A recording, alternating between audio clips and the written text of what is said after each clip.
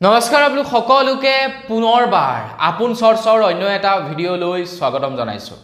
আপোনালোকে এতিয়া পইচা ডিপজিট কৰিবৰ কাৰণে বেংকত যোৱাৰ প্ৰয়োজন নাই। আপোনালোকে বেংক নোযোৱাকৈ পইচা ডিপজিট কৰিব পাৰিব। আজিকালিতো বেংকত খুব কম মানুহে যায় পইচা ডিপজিট কৰিবৰ কাৰণে।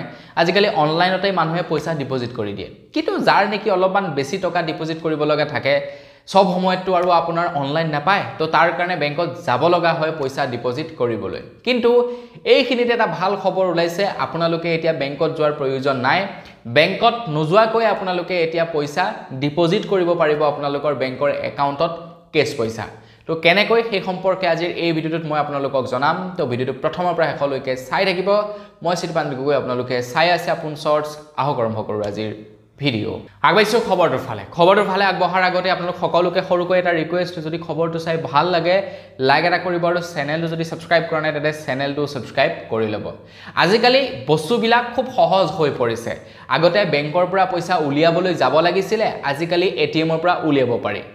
আগতে বেংকত গৈ পইচা ডিপজিট কৰিব লগা হৈছিলে, আজিকালি এটিএমতে ডিপজিট কৰিব পাৰি আৰু তাৰ লগে লগে অনলাইন মাধ্যমত বেংকৰ একাউণ্টত পইচা ভৰাব পাৰি। এতিয়া অনলাইনত সব সময়তে পোৱা নাযায়।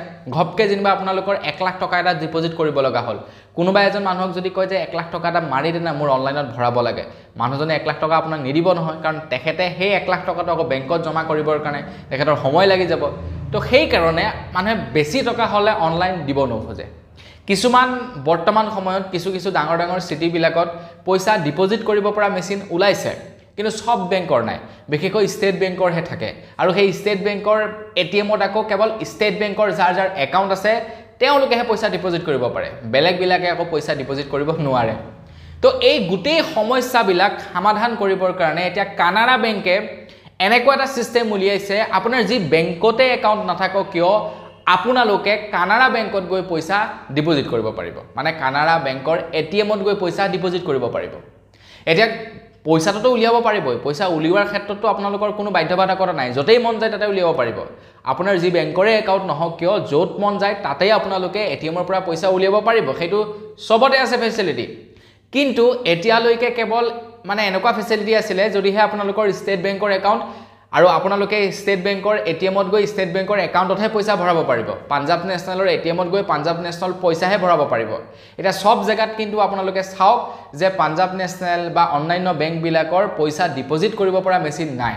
কিন্তু মানে আপোনাৰ SBI থাকে, কিন্তু তাতে আপোনাৰ কি হৈ যায় কেৱল ষ্টেট বেংকৰ পইচাহে ডিপজিট কৰিব পাৰি। তো এই গোটেই সমস্যাবিলাক সমাধান কৰিবৰ কাৰণে কানাড়া বেংকে কৈছে যে এতিয়া কানাড়া বেংকৰ এটিএম মেচিনত যিকোনো বেংকৰ একাউণ্ট পইচা ডিপজিট কৰিব পাৰিব, কোনো মানে বাধ্যবাধকতা নাই। যেতিয়াই মন যায় তেতিয়া আপোনালোকে 24/7 আপোনালোকে পইচা ডিপজিট কৰিব পাৰিব বুলি জনাইছে। এতিয়া কানাড়া বেংকৰ এটিএম সব জেগাতে বঢ়োৱা হ'ব, এইটো এটা ভাল হ'ব। আৰু তেওঁলোকৰ মানে ফ্ৰেঞ্চাইজিবিলাক যোনে লৈ ৰাখিব তেওঁলোকৰ বেনিফিট হ'ব, কাৰণ তেওঁলোকৰ এটিএমলৈ মানুহ বেছিকৈ যাব ন এতিয়া, হয়নে নহয়? কাৰণ বাকীবিলাক এটিএম কি হয় চবেই ডিপজিট কৰিব নোৱাৰে। তো কানাড়া বেংকৰ এটিএমত যোনে ডিপজিট কৰিব পাৰিব। এটা মানে ভাল বেনিফিট আগবঢ়াইছে কানাড়া বেংকে এইটো সকলোবিলাক বেংক একাউণ্ট হোল্ডাৰৰ কাৰণে। তো বন্ধু বান্ধৱীসকল, মানে আমাৰ কষ্টবিলাক অকণমান কমিব আৰু এতিয়া আপোনালোকে চাই যাব পইচা যদি ডিপজিট কৰিব লগা থাকে কানাড়া বেংকৰ এটিএম ক'ৰবাত থাকে নেকি।